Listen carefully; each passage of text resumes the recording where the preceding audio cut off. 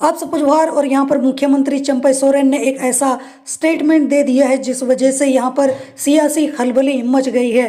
तो आखिर उन्होंने क्या स्टेटमेंट दिया, क्या क्या उन्होंने बातें बोली है, चलिए उसको विस्तार से जान लेते हैं।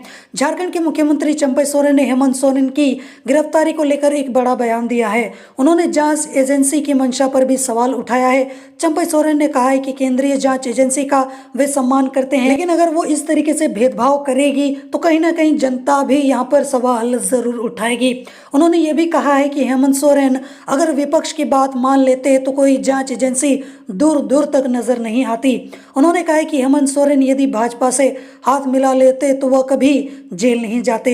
हेमंत बाबू को फंसाने का काम किया गया है। हालांकि खबर भी कुछ ऐसी ही निकल कर आई थी कि ऐसा कहा जा रहा था कि यहाँ पर जो मुख्यमंत्री उस वक्त के जो तत्कालीन मुख्यमंत्री थे, पूर्व मुख्यमंत्री सीएम यहाँ पर हेमंत सोरेन, तो उनको काफ़ी सारे ऑफर्स दिए जा रहे थे। मतलब अभी जब वो अरेस्ट हुए हैं, इससे पहले भी 1 साल से ये सारी चीज़ें जो है वो चल रही थी अंदर ही अंदर, जहाँ पर बीजेपी जो है वो बार बार हेमंत सोरेन को ऑफर दे रही थी। उनको 2 ऑफर भी दिए गए थे, जहाँ पर उनको ये भी बोला गया था कि 6-6 महीने का यहाँ पर एक बार वो सीएम बनेंगे, एक बार यहाँ पर जो बाबूलाल मरांडी हैं उनको सीएम बनाया जाएगा 6-6 महीने के अंतराल में। लेकिन यहाँ पर जब हेमंत सोरेन के पास बहुमत है तो उन्होंने कहा कि मैं क्यों किसी के आगे झुकूं, मैं किसी के आगे भीख क्यों मांगूं, या फिर जब मैंने कुछ किया ही नहीं तो मैं यहाँ पर उनके आगे क्यों गिड़गिड़ाऊं, क्यों भीख मांगूं और मैं क्यों डरूं।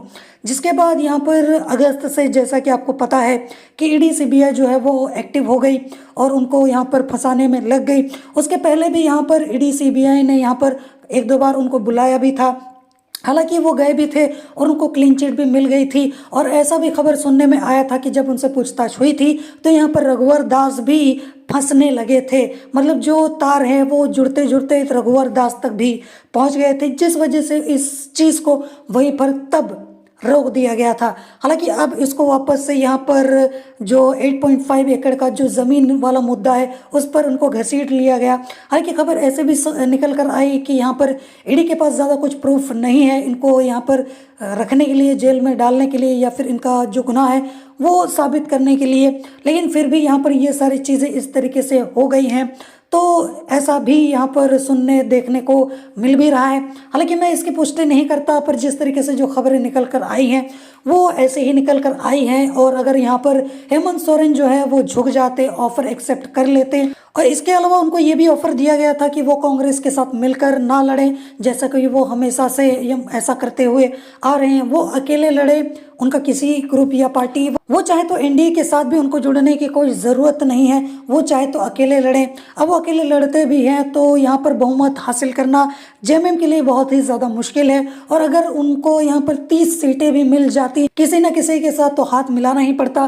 तो अब अगर वो झुक जाते तो बाद में उनको एनडीए के पास तो जाना ही पड़ता, तो उनके पास कोई चॉइस ही नहीं बचती।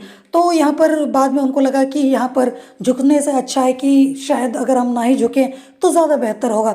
हालांकि इसका यहाँ पर बीजेपी को लगा था कि इसका पॉजिटिव इम्पैक्ट पड़ेगा यहाँ पर बीजेपी के ऊपर, बीजेपी को अच्छा खासा रिस्पांस मिलेगा। हालांकि उसका यहाँ पर उल्टा हो गया, और जो आदिवासी जो समुदाय है या फिर झारखंड की जनता है वो यहाँ पर कहीं ना कहीं बीजेपी के अगेंस्ट हो गई है।